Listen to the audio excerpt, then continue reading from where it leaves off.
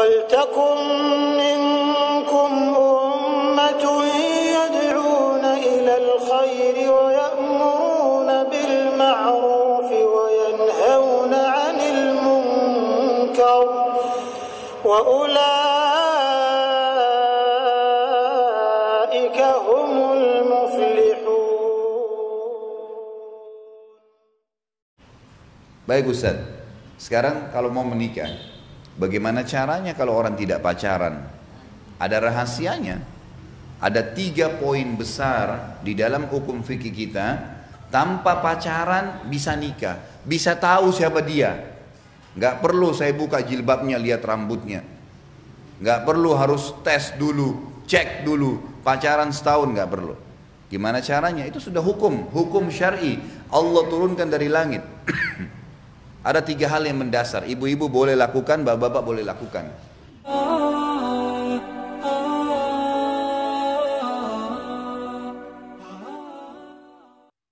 Yang pertama, melihat sesuatu yang menarik dari calon pasangan kita. Dan tolok ukurnya wajah dan telapak tangan saja.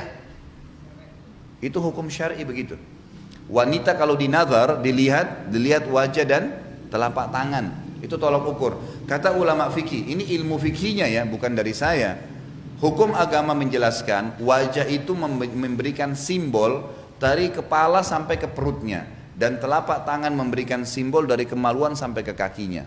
Itu sudah rahasia umum di kalangan para ulama. Artinya hukum bukan rahasia lagi ya, hukum agama begitu. Kata Nabi SAW, lihatlah sesuatu yang menarik dari calon pasanganmu. Dan Nabi SAW menyuruh boleh melihat wajah dan telapak tangan. Itu tolok ukurnya saja. Artinya itulah yang akan sering kelihatan. Telapak tangan itu punggung ya. Punggung telapak tangan ya maksudnya. Bukan bagian dalam tapi punggungnya. Umumnya seperti itu. Maka yang dilihat 2 hal ini. Tentu ini relatif. Jadi ibu boleh melihat bagian wajah si laki-laki tadi. Oh, saya suka melihat alisnya, matanya, hidungnya. Itu bebas dalam hukum syar'i. Tapi sebatas wajah. Telapak tangan, oh iya sudah selesai. Seperti itu tolok ukurnya. Artinya sebagai simbolik badan ya. Yang kedua, mengenali keluarganya. Mengenali keluarga ini caranya adalah keluarga ayah dia itu akan mewariskan fisik, kepada anak keturunan kita nanti. Keluarga ayah ya. Jadi kalau keluarga ayah itu tinggi besar badannya, keluarga ayah dia akan begitu keturunan kita.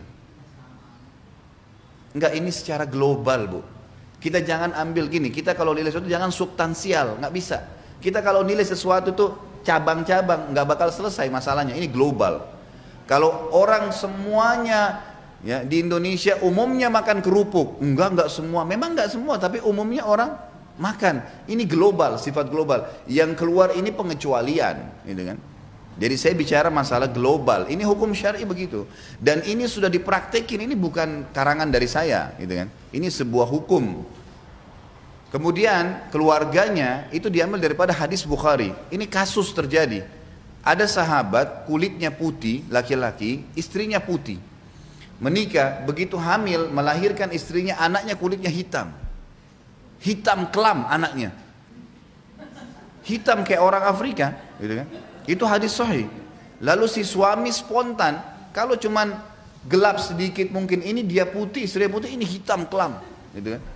Kata si suami spontan, kamu selingkuh. Hadis sahih ini. Kamu pasti selingkuh. Nggak mungkin, saya putih ini, kamu putih kok anaknya bisa begini. Kata istri, demi Allah tidak ada yang sentuh saya kecuali kamu. Ributlah 2 orang ini sampai kepada Nabi Muhammad SAW. Tolong jangan dipotong dulu ya, saya biar cerita dulu. Nanti terakhir pertanyaan, jadi tangkap dulu semua. Jadi akhirnya sampailah berita ini kepada Nabi SAW. Waktu Nabi SAW sampai berita ini, beliau dapat wahyu. Beliau tanya si laki-laki, kamu punya kakek hitam seperti ini nggak?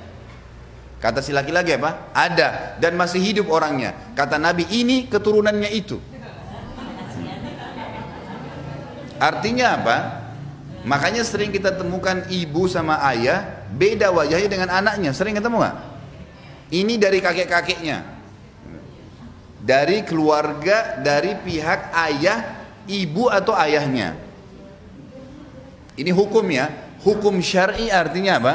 Allah memberikan gambaran kepada kita seperti itu. Ada anak yang mirip ke ibu ke ayah, tapi yang jelas umumnya secara fisik cenderung kepada keluarga ayah. Kalau karakter umumnya turun dari keluarga ibu. Karakter. Saya mau menikah dengan seseorang, gimana caranya saya tahu sifat-sifat umumnya? Maka lebih cenderung dilihat kepada keluarga ibunya. Keluarga ibu itu mewariskan karakternya. Oh, keluarga umumnya ibunya itu dosen, guru-guru, pedagang. Oh, orang baik-baik, keluarga baik-baik. Sudah, itu sudah umum, umumnya. Jangan bicara substansialnya. Umum, secara global sudah begitu. Karena nanti kalau kita bicara substansial, bisa saja anak ini terpengaruh dengan poin yang ketiga. Harus satu sama yang lain berhubungan ya. Melihat fisik, mengenali keluarga, dan yang ketiga adalah mengenali lingkungannya. Lingkungan, dia kuliah di mana, dia kerja di mana. Biasanya kalau bahasa, bolehkah bertanya? Boleh. Hobi kamu apa? Kalau weekend kamu kemana? Oh, saya biasanya ke karaoke, saya biasa ke bar, saya biasa kumpul sama teman saya ke pantai, saya hobi naik gunung, saya ini. Dari situ sudah bisa ditangkap. Oh iya, lingkungannya. Oh, saya kalau weekend saya taklim, pengajian di sana. Kalau azan saya sholat di sini, kan gitu. Lingkungan membentuk. Siapa yang mengatakan? Nabi Muhammad SAW. Ingat, ini majelis ilmu, taklim agama, bukan karangan saya. Kata Nabi SAW, al-mar'u ala dini khalili. Seseorang sesuai dengan agama temannya. Di mana lingkungannya dia. Boleh sebelum menikah kita tanya, kamu bekerjanya di mana? Kamu di bidang apa? Oh, saya biasa, saya kerja rentenir. Misal, siapa kamu kerjanya apa? Oh, saya pemilik hotel. Hotelnya di sana terkenal, tempat itu suka banyak perzinahan. Udah bisa jadi tolok ukur. Ini sebuah hal yang mesti difahamin ya. Ini masih awal, kita bicara di awal bab nikah, masalah bagaimana memilih